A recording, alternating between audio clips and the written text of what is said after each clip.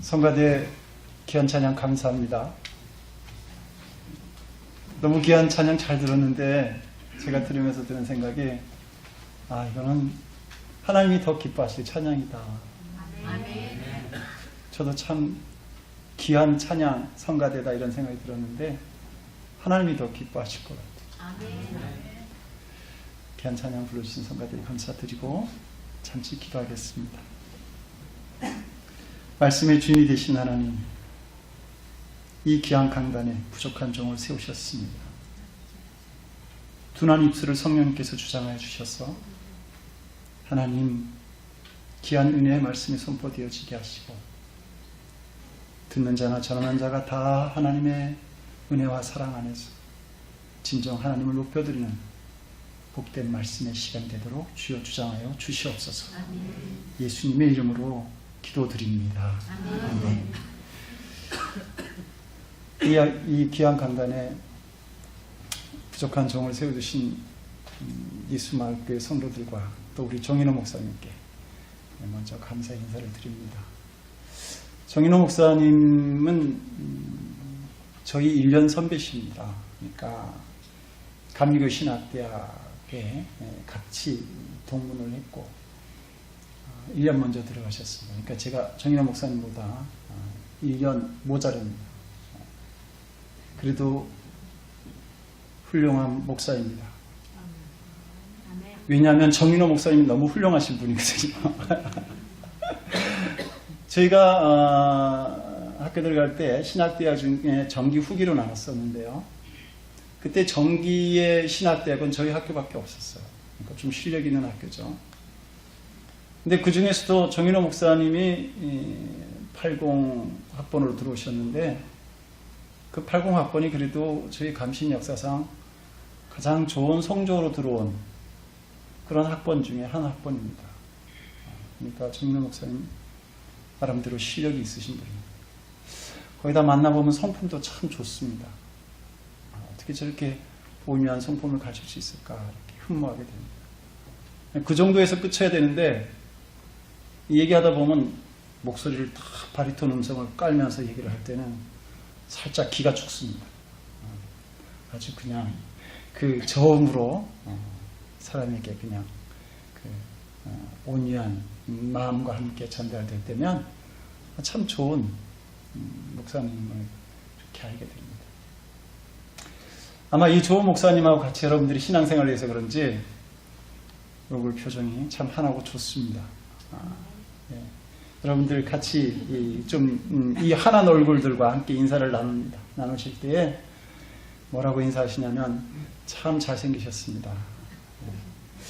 예. 그렇게 인사를 합니다. 그런데 참 잘생긴 걸로도 이게 만족이 안 되면 요즘 한국에서 유행하는 인기 있는 드라마가 있다고 그래요. 근데 거기 대표적인 연예인이 송중기, 송혜교라면서요. 그러니까 여러분들이 남자한테 인사를 하실 때는 송중기처럼 생겼습니다. 이렇게 하는 겁니다.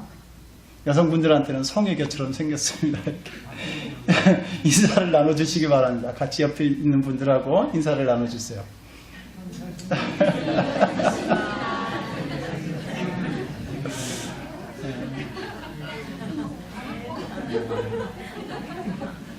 인사 잘 나누셨죠? 그러면 이제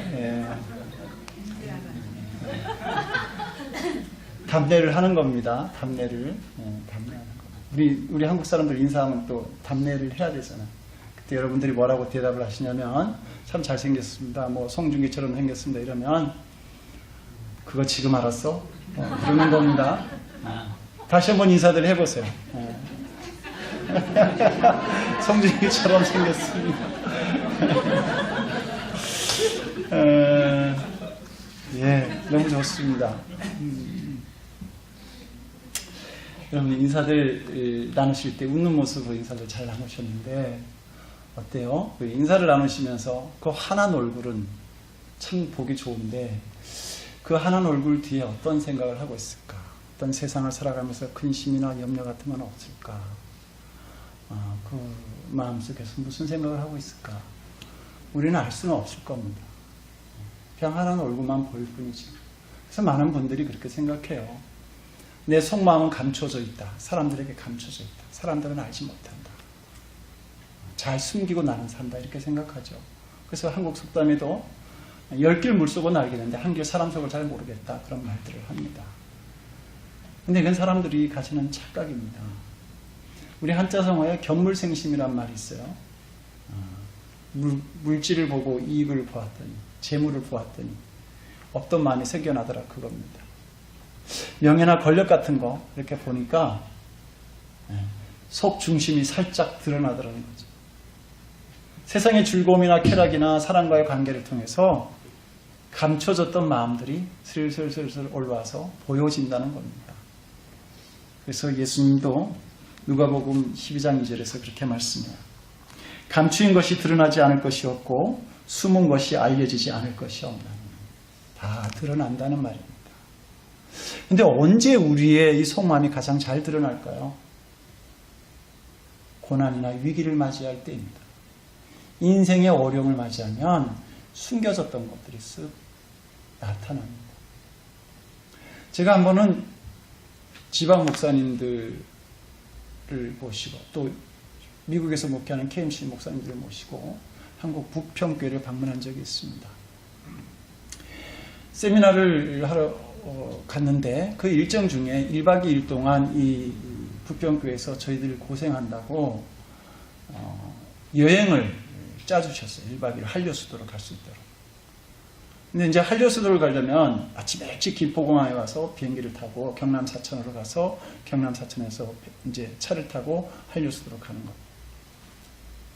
그런데 그날 당일날 아침 새벽 기도를 마치고 다들 그 교회에 준비된 버스를 이제 일찍 탔는데 한 분이 좀 늦었어요. 그때는 이제 반응들이 다양하게 있는 겁니다. 어떤 분은 평소처럼 그냥 인사를 잘 지내셨냐 인사하고, 이제 그 버스를 타야 되는데, 한 분이 기도를 하다가 늦게 오셨어요. 늦게 오셨어요. 이제 서로 두고 이렇게 평소처럼 인사를 하다가 그분이 이렇게 들어오니까 또 평소처럼 인사하는 분도 있어요. 근데 또 어떤 분은 또 걱정돼서 무슨 일이 있냐고 이렇게 묻는 분이 있고, 근데 평소에 지방 어른으로서 참 인자하게 잘 이렇게 행동하셨던 것 같은 분이, 그분이 늦게 오니까 화를 그 앞에서 문에 있는 거기서 화를 내는 거예요. 아니 무슨 목사님 이렇게 늦게 오시면 우리가 김포공항에 빨리 가서 비행기를 타야 되는데 놓치면 어떡할 거냐, 책임질 거냐, 역정을 내시는 것을 들었어요. 그래서 그때 어떤 위기나 어려울 때에 사람의 속마음이 저렇게 드러나는구나. 여러분, 우리가 어려움과 위기를 만날 때 보면 그 사람의 성품, 그 사람의 지혜, 그 사람의 이기적인 마음, 겉모술수를 부리는 사악함, 이런 것들이 드러나는 것을 볼 수 있습니다. 그러니까 그 사람의 됨됨이를 알 수 있는 것은 언제 하느냐? 어려운 일을 통해서 알 수 있는 거예요. 그 사람의 중심을 언제 볼 수 있느냐? 고난과 어려움을 통해서 그 사람의 중심을 보는 겁니다. 그런데 하나님이 우리를 보실 때 어디를 보십니까? 하나님이 제일 먼저 보시는 게 우리의 겉모습입니까? 중심입니까? 네, 중심입니다. 그래서 사무엘 선지자가 이스라엘 왕을 뽑기 위해서 이새의 집에 찾아갈 때에 하나님이 사무엘 선지자에게 그렇게 말씀하시잖아요. 내가 보는 것은 사람과 같지 아니하니 사람은 외모를 보거니와 나 여호와는 중심을 보는다. 그러니까 하나님 우리 중심을 보신단 말이에요. 그럼 그 하나님이 우리의 중심을 보고 싶을 때는 뭘 하실까요? 고난과 어려움을 주시는 겁니다. 그 고난과 어려움을 통해서 우리가 드러내는 그 중심을 보신 다음에 우리를 판단하시는 거죠. 하나님께서 우리를 축복하시고 싶어요. 근데 우리가 어떠한 신앙의 자세로 살아가는지를 잘 모르실 때는 고난을 주시는 것이죠. 어려움을 주시는 것이죠. 그리고 그 고난과 어려움 속에서 우리가 주님을 향한 온전한 믿음을 고백하는 것을 보시고 축복하시는 겁니다. 그러니까 우리에게 오는 하나님의 큰 축복은 대부분 언제 오느냐? 큰 고난 뒤에 온다는 겁니다. 여러분, 아브라함의 인생에 있어서 가장 큰 어려움은 무엇이었을까요? 하란 땅을 떠나는 것이었을까요? 가뭄이 들어서 애굽으로 도망가는 것이었을까요? 아니요. 그 아들 이삭을 바치는 일이었습니다. 늦게 낳은 그 아들을 하나님께서 바치랍니다. 얼마나 힘들었을까요? 그런데 그 아들 이삭을 데리고 모리아산으로 올라갑니다. 하나님께 바칩니다. 그의 믿음의 중심이 하나님께 있음을 아브라함이 보여드렸던 것이죠. 그때 하나님께서 그 아브라함의 행동을 막으시고 그리고 그에게 축복하실 때 여호와 이레의 축복을 허락하십니다. 여호와의 산에서 모든 것을 준비하겠다라고 하는 약속이고 축복인 것입니다.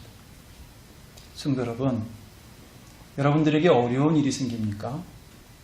그러면 하나님께서 지금 내 중심을 보고 싶어 하시는구나. 그렇게 여러분들이 아시고 여러분들의 믿음을 좀 신중하게 조심스럽게 또 하나님 보시기에 기쁘게 그러한 믿음을 하나님께 드리면서 나아갈 수 있는 여러분들이 되시기를 원합니다. 그럴 때에 그 하나님이 기뻐하시는 믿음을 드러냄으로 말미암아 그 위기를 극복할 뿐만 아니라 하나님께서 예배하신 은총의 자리로 우리가 들어갈 수 있게 되는 것이죠. 여러분, 우리가 오늘 봉독한 이 본문은 다윗이 어떻게 인생의 내리막길에서 그가 축복을 회복할 수 있었는가라고 하는 비결을 우리에게 보여주는 말씀입니다. 그 비결이 뭘까? 어려울 때일수록 하나님 중심의 믿음을 가졌다라고 하는 겁니다. 오늘 본문을 보면 다윗이 참 큰 위기 속에 있었다는 것을 알게 되죠. 왜냐하면 그 아들 압살롬이 자기를 죽이러 왔거든요.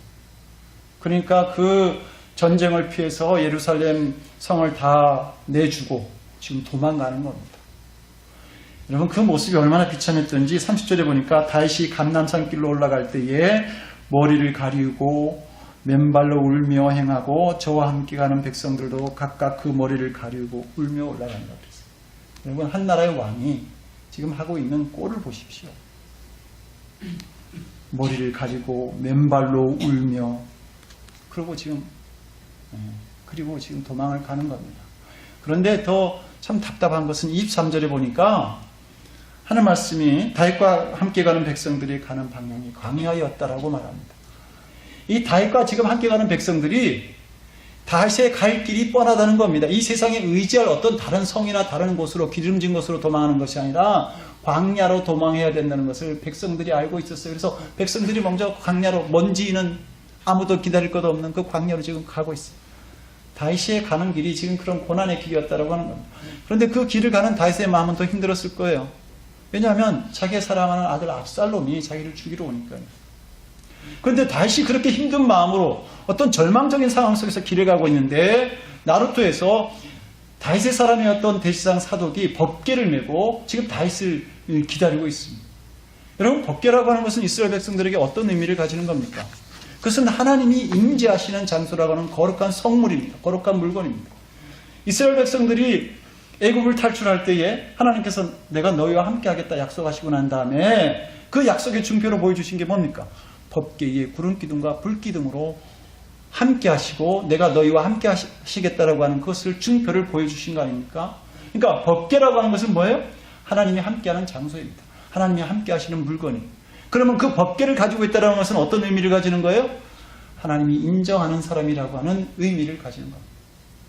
그러니까 대제사장 사독이 법궤를 가지고 다윗을 기다렸던 것은 뭐냐면 하나님이 함께 하시는 이 법궤는 자기가 따르는 다윗이 가지고 있는 것이 마땅하다. 사독은 그렇게 생각을 한 겁니다.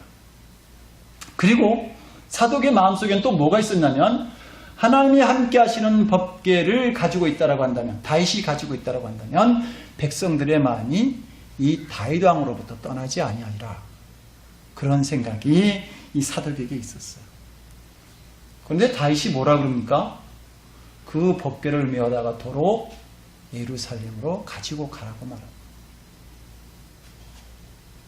사독의 마음을 다윗이 알았을 겁니다. 그런데 왜 이런 말을 할까요? 다윗의 믿음은 도대체 뭡니까? 다윗의 생각은 그런 거예요. 사람들이 나를 왕으로 만드는 것도 아니고 법궤가 나에게 왕권을 회복시켜주는 것도 아니고 그것은 하나님께서 하실 일이다. 그것은 하나님께서 하실 일인데 그 하나님 앞에 내가 어떤 믿음으로 서 있느냐, 거기에 따라서 하나님이 나를 어떻게 하실지 결정할 것이라고 그렇게 다윗은 생각한 것입니다. 다윗의 생각은 법궤가 나에게 있기 때문에 하나님이 나와 함께 하시고 나를 위해서 일하시는 것이 아니라 나의 중심이 하나님과 함께 있을 때에 비로소 그때 하나님께서 나의 편이 되셔서 나를 위해서 일하실 수 있다라고 하는 믿음을 여기서 고백하고 있는 것입니다. 성도 여러분, 오늘 본문을 통해서 우리가 분명히 알아야 될 교훈이 있다고 한다면 내가 하나님 편에 있겠다는 믿음의 중심이 있을 때에 하나님께서 나와 함께 하시고 나를 위해서 역사하신다는 사실입니다. 근데 많은 성도들이 잘못된 생각을 하면서 살아갑니다. 사람들이 나와 함께하고 있고 법계가 나와 함께하고 있을 때 그때 하나님께서 나를 위해서 일하실 거야 이렇게 대충 생각하고 믿음 생활합니다. 사무엘상 15장을 보게 되면 아말렉과 이스라엘에서 전투를 했는데 그 전투에서 승리한 사울 왕이 하나님의 말씀대로 행하지 아니함으로 사무엘 선지자에게 굉장히 책망을 받습니다. 그랬더니 사울 왕이 책망받은 사무엘 선지자로부터 책망받은 자기의 모습을 보고 백성들의 마음이 떠날까봐 두려워서 사무엘 선지자에게 매어달립니다. 나를 위한 예배를 좀 드려달라. 백성들 앞에서 나를 위한 예배를 드려달라. 그러면 백성들이 그것을 보고 나를 떠나지 아니하리라. 그렇지 않겠느냐? 그러면서 자신들로부터 돌아선 백성들의 마음이 예배를 통해서 돌아오리라고 그렇게 생각했습니다. 이 사울 왕의 마음은 뭡니까? 믿음의 중심이 중요한 게 아니에요. 형식과 껍데기가 중요한 겁니다. 그냥 나를 위한 예배를 백성들 보는 앞에서 드리시면 백성들이 돌아오지 않겠어? 이렇게 생각을 한 것이죠. 얼마나 그 마음이 간절했던지 사무엘 선지자의 옷을 잡고 매달렸는데 성경을 보니까 사무엘 선지자의 옷이 찢어졌다 그랬어요. 사무엘 선지자의 옷이 찢어질 정도로 간절하게 매달렸지만 그러나 이 형식과 껍데기만 남은 믿음의 중심은 어디 간지 없고 그냥 보여지는 거칠에만 중요하게 여겼던 이 사울 왕으로부터 백성들의 마음은 떠나가고 있었던 것이죠. 그의 마음이 추하게 보였던 것이죠. 그럼 하나님은 어떻게 생각하셨을까요? 사무엘상 15장 35절을 보니까 여호와께서는 사울로 이스라엘 왕 삼으신 것을 후회하셨더라. 하나님이 후회하셨대요. 누굴요? 사울 왕을. 하나님께서 후회하시는 사람이 됐습니다. 왜? 믿음의 중심은 사라지고 형식과 껍데기만 남았으니까. 혹 우리는 그런 자리에 있지 않습니까? 오늘 본문에 나오는 다윗의 유일한 관심은 뭡니까? 하나님의 마음은 어떠하신가? 하나님께서는 누구를 정말 이스라엘 왕으로 인정하시려고 하는가? 그것이 다윗의 관심이었어요. 다윗은 법궤를 가지고 백성들의 마음을 훔치거나 또 유혹하면서 하나님이 지금 나와 함께하고 있지 봐 이렇게 과시하고 싶었던 것이 아닙니다. 다윗의 생각으로는 법궤가 자신을 왕으로 만드는 것도 아니고 사람이 자신을 왕으로 만드는 것이 아니라 하나님께서 나를 인정하신다면 하나님께서 나를 왕으로 되돌아오게 하실 것이다 라고 그렇게 고백하고 있는 것입니다. 그래서 본문 26절에 그렇게 말합니다. 그러나 저가 말씀하시기를 내가 너를 기뻐하지 아니한다 하시면 종이 여기사오니 선히 여기시는 대로 내게 행하시옵소서. 만에 하나 하나님께서 다윗을 왕으로 인정하지 않겠다. 그래서 내치겠다. 그러면 뭐예요? 이 고백 속에는 그것까지도 순종하겠다. 그 말입니다. 성도 여러분, 이 다윗의 생각이 좀 위태로운 것 같지 않아요? 아니, 하나님이 계시지 않는다고 한다. 그냥 달려오는 적군에 의해서 그냥 다윗은 죽을 수밖에 없잖아요. 아니, 혹시 하나님이 살아계신다 하더라도 하나님께서 다윗의 기도에 응답하지 않는다고 한다. 다윗은 압살롬의 칼에 죽을 수도 있는 거 아닙니까? 그러니까 우리의 인간적인 생각으로는 뭐예요? 좀 지혜롭게 행동을 하려면 2중 3중으로 방책을 마련해서 어떻게 빠져나갈 구멍을 마련한 것이 우리 인간적인 지혜가 아닌가 이렇게 생각할 수 있습니다. 그런데 다윗의 중심이 뭐예요? 온전히 하나님께 자신을 맡기는 겁니다. 그래서 하나님께서 선히 여기시는 대로 행하라고 그렇게 지금 기도하고 있는 겁니다. 여러분, 이 믿음의 중심이야말로 하나님을 진정 하나님 되게 믿는 자세고 하나님을 기쁘시게 하는 자세가 될 수 있는 겁니다. 우리는 아무리 일이 급해도 이렇게 신앙생활을 해야 된다라고 하는 겁니다. 내가 나를 주장하는 것이 아니라 하나님께서 나를 주장하시도록 나를 내어드리는 신앙의 고백이, 신앙의 삶이 있어야 된다고 하는 것이죠. 왜 더 이상 사독이 메고 온 법궤를 다시 돌려보냈을까? 믿음이 없었기 때문에 그랬을까요? 법궤에 대한 믿음? 아니요. 다윗은 더욱 믿었기 때문입니다. 지금 이 다윗에게 이 법궤의 문제는 단순히 믿음의 문제를 넘어서서 하나님의 권위를 내가 인정하고 있느냐, 인정하고 있지 않느냐. 하나님께서 나를 주장하실 때에 나를 온전히 다 맡겨드릴 수 있는 하나님의 권위에 전폭적으로 내가 순종하는 자세가 있느냐 없느냐라고 하는 문제였다라고 하는 것입니다. 그래서 다윗의 마음은 하나님께서 어떤 결정을 하시든 간에 나는 하나님의 권위를 인정하고 따르겠다. 그렇게 결단하는 기도를 드린 것입니다. 이사야서 55장 8절에서 9절 말씀은 우리에게 이렇게 가르치고 있습니다. 여호와의 말씀에 내 생각은 너희 생각과 다르며 내 길은 너희 길과 달라서 하늘이 땅보다 높음 같이 내 길은 너희 길보다 높으며 내 생각은 너희 생각보다 높으니라. 할렐루야. 아멘. 하나님의 길과 우리의 길이 다릅니다. 하나님의 생각과 우리의 생각이 다릅니다. 그런데 어떻게 다르냐? 하나님의 생각과 길이 우리보다 훨씬 높다라고 하는 겁니다. 그래서 우리가 보지 못하는 것을 하나님은 보시고 우리가 생각하지 못한 것을 하나님은 알고 계시는 것이죠. 그러므로 우리의 신앙적 삶은 온전히 그 하나님 앞에 무릎 꿇고 순종하며 그 주님의 뜻에 따르는 그러한 성도의 삶이 있어야 된다라고 하는 겁니다. 열왕기하 5장을 보게 되면 문둥병에 걸린 나아만이 엘리사 선지자에게 자기 문둥병을 치료하기 위해서 엘리사 선지자를 찾아갑니다. 그리고는 엘리사를 찾죠. 근데 엘리사가 나가지도 않고 자기의 종을 시켜서 그냥 요단강에 몸을 7번 담그세요. 그럼 나을 거예요. 이렇게 얘기합니다. 그랬더니 나아만이 굉장히 화를 내잖아요. 아니 엘리사가 와서 내 이 상처 위에 손을 얹고 부르짖으며 하나님께 부르짖으며 기도할 줄 알았는데 이게 뭐냐. 그런데 또 반대로 이렇게 또 다른 말씀을 보면 마태복음 8장에는 병든 하인을 고치기 위해서 예수님을 찾아온 백부장의 이야기가 있습니다. 백부장이 나아만처럼 행동합니까? 예수님 우리 집에 오셔서 우리 하인의 그 상처 위에 손을 얹고 기도를 해 주십시오. 그러면 우리 하인이 나을 줄로 믿습니다. 이렇게 간청합니까? 아니잖아요. 예수님 우리 집에 오는 거 제가 감당을 못하겠어요. 그러니까 여기서 말씀만 하시더라도 우리 하인이 나을 줄로 믿습니다. 아름다운 신앙의 고백 아닙니까? 여러분 이 백부장의 믿음은 말이죠. 전적으로 예수님의 권위에 자신을 맡기는 신앙입니다. 하인이 죽고 사는 것 그거 예수님이 결정하실 일입니다. 주님께서 하실 일입니다. 주님은 내 인생의 그리스도가 되시기도 하지만 우리의 하인을 죽고 살린 일도 주님께서 결정하실 일입니다. 모든 것을 주님의 권위에 맡기겠습니다. 주님의 뜻대로 행하시옵소서라고 하는 이 고백이 백부장의 고백이었다라고 하는 겁니다. 그래서 예수님이 성경 말씀을 보면 기이 여기셨다 그랬어요.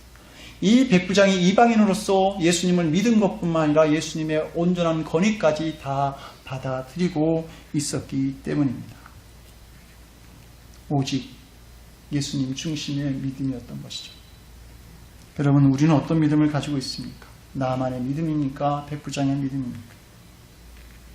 우리는 하나님의 권위를 인정하게 될 때에 법궤를 가지고 온 이 대제사장 사독의 믿음과 그 다음에 그 법궤를 가지고 돌아가라고 하는 다윗의 믿음의 차이를 알게 됩니다.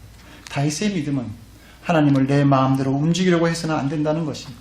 하나님께서 나를 판단하시고 움직이셔야지 내가 하나님을 주장하려는 자세, 내가 나의 삶을 주장하려는 자세를 가져서는 안 된다고 하는 것입니다. 그리고 하나님이 어떤 판단을 하시고 나를 주장하시든 간에 다 순종하고 받아들이겠다라고 하는 것이 다윗의 믿음의 자세였던 것이죠.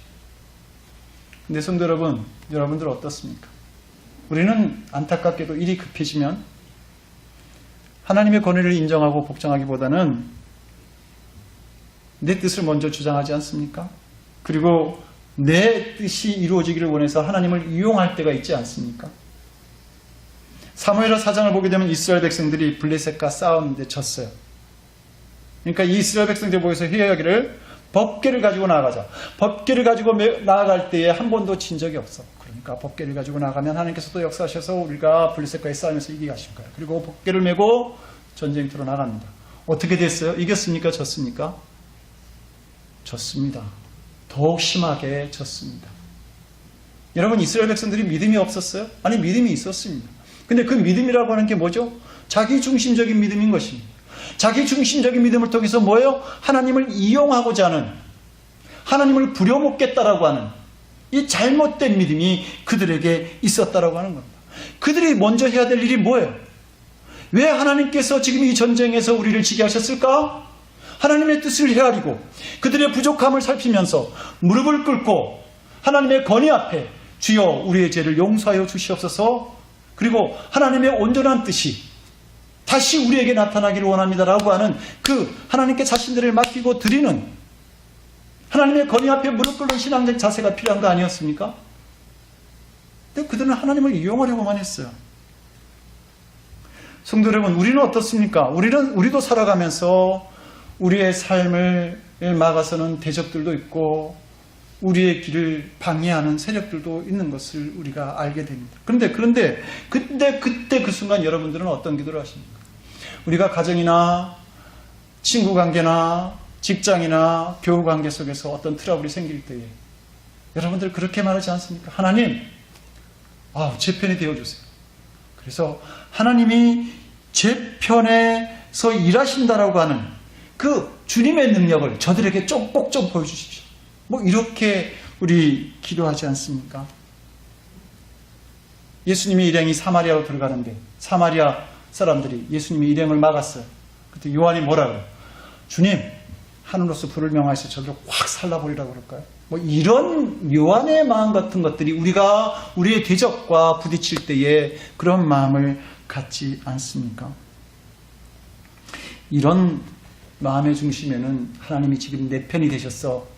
봐, 나를 위해서 일하시고 계시지? 이런 과시하고 싶고 복수하고 싶은 마음들이 우리들 속에 있는 것이죠. 그런데 하나님이 우리에게 원하시는 믿음은 뭔지 아세요? 하나님이 내 편에 계신 것이 아니라 내가 하나님 편에 있기를 원하신다라고 하는 사실입니다. 하나님이 여러분들 편에 있는 것이 아니라 여러분들이 하나님 편에서 일하시기를 원하신다고 하는 사실입니다.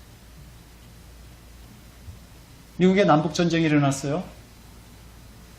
북군이 점점 전쟁에서 지고 있었고 패전의 소식이 점점 커지고 있었습니다. 사령관들이 모였어요. 그리고 총사령관인 링컨에게 갔습니다. 링컨 사령관님, 우리가 전쟁에서 자꾸 지고 있는데 하나님이 우리 편이 되게 해달라고 기도해야 되지 않겠습니까? 그럴 때에 링컨 사령관이 뭐라 그럽니까? 아니요. 하나님이 우리 편에 계신 것이 아니라 우리가 하나님 편에 있도록 기도합시다. 우리가 하나님 편에서 일할 수 있도록 그런 믿음을 달라고 우리 기도합시다. 그리고 그 기도를 그 자리에서 하고 난 후에 전쟁은 역전이 되어지기 시작합니다. 내가 하나님 편에 있겠다고 할 때에 전쟁에서 이기는 일들이 일어나고 있었던 겁니다. 그리고 하나님은 그 링컨을 역사상, 미국 역사상 가장 위대한 대통령으로 세우셨습니다.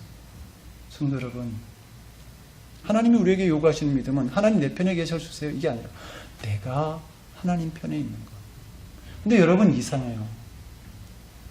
내가 나를 주장하고 하나님이 내 편에서 일을 하시는 것이 아니라 하나님, 제가 하나님 편에 있기를 원합니다라고 하는 믿음의 고백을 하게 되면 이상하게도 용서할 수 없는 일들이 용서가 돼요. 사랑할 수 없는 사람을 사랑하는 일이 생기더라고요. 그리고 그전에는 미처 발견하지 못한 내게 이런 지혜가 있었어? 라고 하는 것을 알게 되고요. 인내할 수 없는 일도 인내하게 됩니다. 그리고 승리할 수 없는 영적인 전쟁에서 승리하는 이기는 자의 모습이 내게 있음을 알게 되는 것이죠. 성도 여러분, 만약에 여러분들이 저에게 목사님 관심이 없겠죠. 역사상 가장 위대한 기도가 무엇입니까? 라고 물으면 저는 겟세마네에서 예수님의 기도를 말하고 싶습니다. 왜냐하면 그 예수님의 겟세마네 기도를 통해서 우리를 향한 구원이 완성되어졌잖아요. 영원한 하나님의 나라가 보장되어졌죠. 그런데 그때 그 겟세마네에서의 예수님의 기도에 그 내용이 뭡니까? 나의 원대로가 아니라 아버지의 뜻대로 되기를 원합니다. 예, 그 기도를 통해서 구원의 문을 여신 것입니다. 그리고 그 기도를 겟세마네 동산에서 하신 예수님이 십자가에 달려 돌아가실 때 하는 고백이 뭐죠? 마지막에 하신 말씀이 다 이루었다라고 하는 겁니다. 여러분이 삶을 마감할 때 다 이루었다? 이렇게 말할 수 있는 사람 많지가 않습니다. 근데 예수님은 다 이루었다라고 하시고 십자가에 달려 돌아가셨어요. 어떻게 그런 기도가 가능할까? 내 뜻대로가 아니라 아버지의 뜻대로 되기를 원하나이다 라고 하는 그 기도 때문입니다. 영국의 소설가고 성공의 성도였던 C.S. 루이스라고 하는 사람 아시죠? 많은 책을 통해서 우리에게 영적인 영감을 준 분인데, 이분이 The Great Divorce라고 하는 거대한 이혼이라는 책에서 그렇게 말합니다. 이 세상에는 두 종류의 사람이 있다. 한 종류의 사람은 자기 뜻대로, 한 종류의 사람은 하나님 당신의 뜻이 나를 통해서 이루어지기를 원합니다 라고 고백하는 한 종류의 사람이 있고, 한 종류의 사람은 마지막 때에 하나님께서 그 사람을 보시면서 너는 이 세상에서 너의 뜻이 이루어지는 삶을 산 사람이구나 라고 하는 두 종류의 사람이 있다라고 말했습니다. 사도행전 12장을 보게 되면 복음을 전하다가 감옥에 갇힌 베드로의 모습이 나옵니다. 근데 그 베드로가 어떻게 되죠? 옥문이 열리면서 탈출합니다. 사도행전 16장에 비슷한 게 또 있어요. 바울과 실라가 빌립보 감옥에 갇혀 있죠. 근데 또 역시 지진이 나고 옥문이 열렸어요. 여러분들은 그 당시 그런 상황이라면, 바울과 같은 상황이라면 어떻게 하겠습니까? 와, 하나님께서 베드로에게 역사하셨던 옥문이 열린 일을 나에게도 또 하셨구나. 이 고난의 자리, 이 옥에 갇힌 자리, 얼른 나가자. 뭐 이렇게 우리가 판단할 수 있을 것입니다. 그런데 사울은 다르게 생각합니다. 단순히 하나님께서 나를 감옥에서 끌어내시려고 이 빌립보 감옥에 집어넣으셨을까? 아니야. 하나님께서 나를 빌립보 감옥에 넣으셨을 때는 뭔가 하나님의 또 다른 뜻이 나에게 있는 거야. 베드로에게 일어난 일은 베드로에게 일어난 것이고, 나를 향한 하나님의 뜻은 또 따로 있을걸? 그러면서 나를 향한 지금 주님의 뜻이 어디 있든지 간에 나는 거기서 순종하겠다 하는 마음으로 이 바울과 실라가 감옥에 그대로 남아 있습니다. 이것이 사도 바울의 위대함입니다.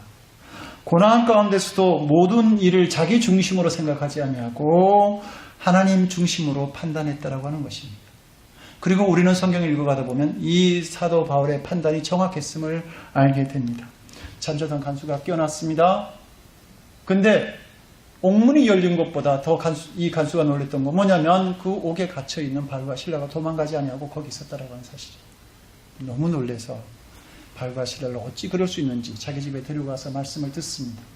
그리고 감동을 받아서 세례를 받습니다. 그리고 성령이 그 가정에 임하시고, 그리고 빌립보에서의 복음의 역사가 점점 그게 확장되어지는 큰 밑거름이 된 것을 봅니다. 바울이 하나님의 뜻을 쫓았을 때 그 하나님의 계획에 바울은 완전히 함께하는 사람이 될 수 있었다라고 하는 겁니다. 사랑하는 성도 여러분, 오늘 본문에 나오는 다윗의 모습이 어떻습니까? 완전한 실패자의 모습 아닙니까? 위대한 왕에서 머리를 풀어헤치고 맨발로 도망가고, 그것도 모자라서 울면서 도망합니다. 위대한 왕에서 완전한 실패자의 자리로 추락했습니다. 만약에 여러분들에게 이러한 일이 벌어지면 여러분들은 어떨 것입니까? 우리는 사업이 힘들어져서 경제적으로 경제적으로 힘들어지고 이러면 사람을 잘 안 만나려고 하지 않습니까? 가정에 뭔가 어려움이 생기고 이러면 그냥 사람을 피하려고 합니다. 제가 아까 말씀드렸던 것처럼 3년 전에 부평교회를 방문을 했어요.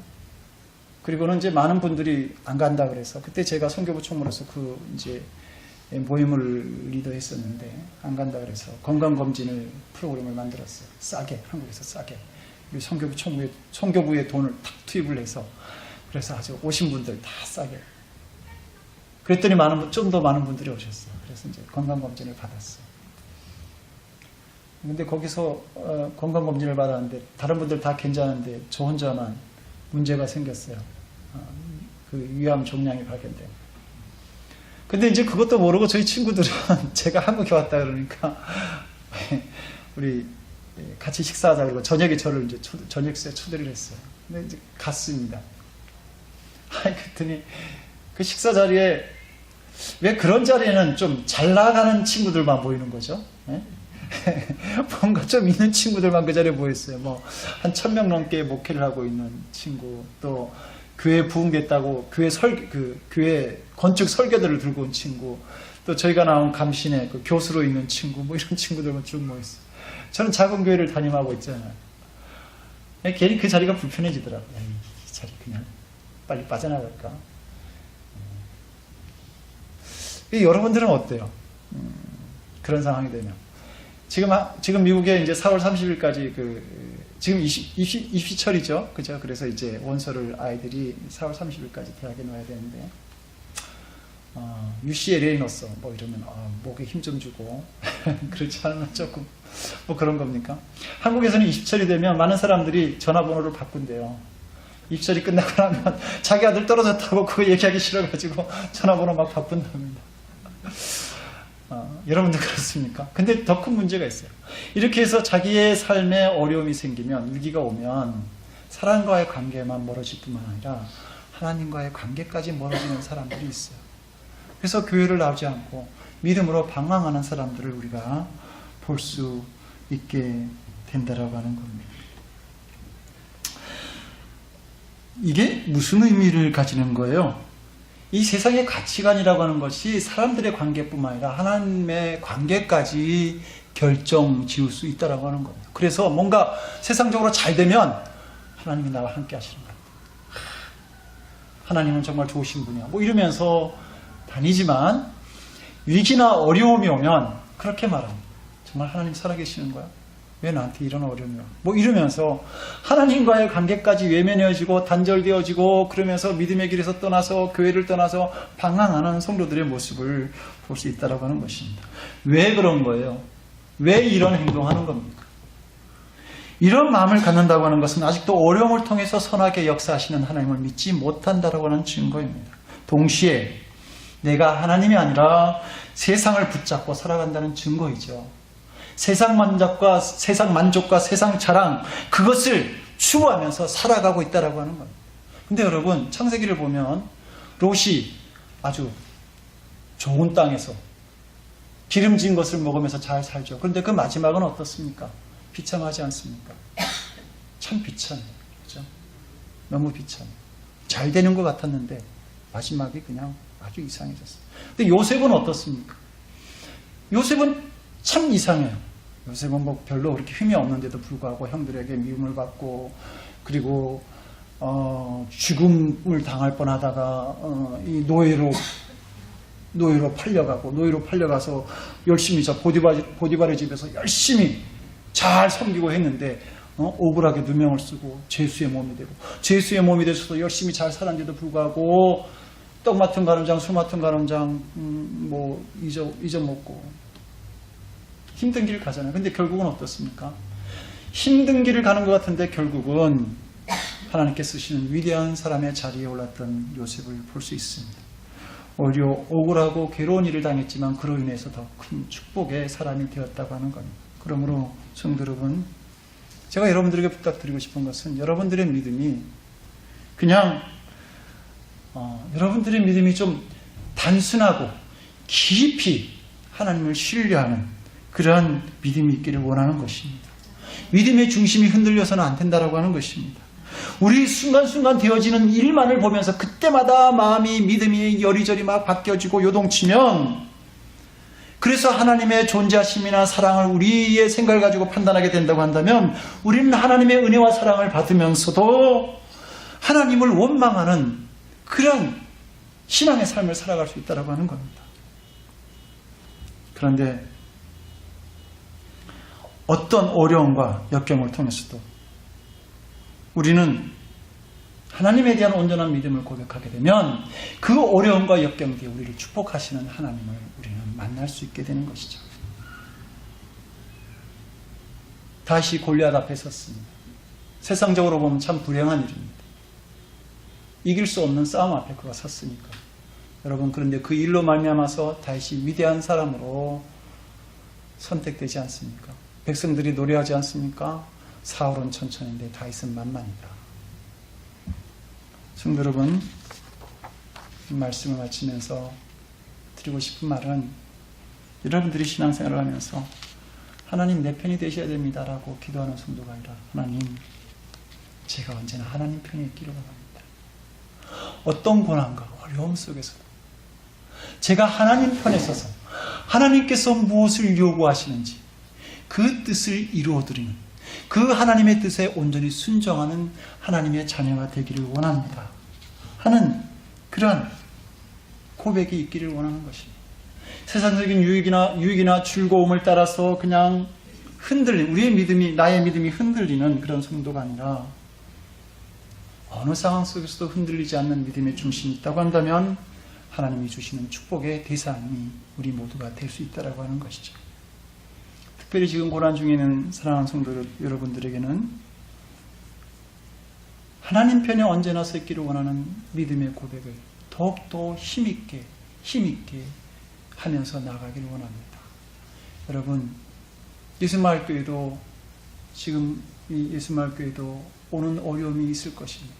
그러나 이 어려움 속에서 여러분들이 고백해야 될 것은 하나님이 이 어려움 속에 우리 편이 되어주셔서 이렇게 기도하는 것이 아니라 하나님, 우리가 이 고난과 어려움 속에 있지만 그럼에도 불구하고 우리 모두가 한마음이 되어서 하나님이 원하시는 것이 무엇인지 하나님 편에 서서 기도하며 하나님께 나아가기를 원합니다. 주여, 우리의 믿음의 중심을 보시고 주님, 우리의 길을 인도하여 주시옵소서 라는 그 기도 속에서 하나님께서 예배하신 축복과 은총을 우리 모든 성도들에게 이 예수마을교회에 허락하실 줄로 믿습니다. 사랑하는 성도 여러분, 온전한 믿음의 고백, 하나님 편에 있기를 원합니다. 내 믿음의 중심이 언제나 하나님 편에 있기를 원합니다 라는 고백을 통해서 하나님이 예배하신 놀라운 은총 속에 살아가는 성도들 되시기를 간절히 축원합니다. 기도하시겠습니다.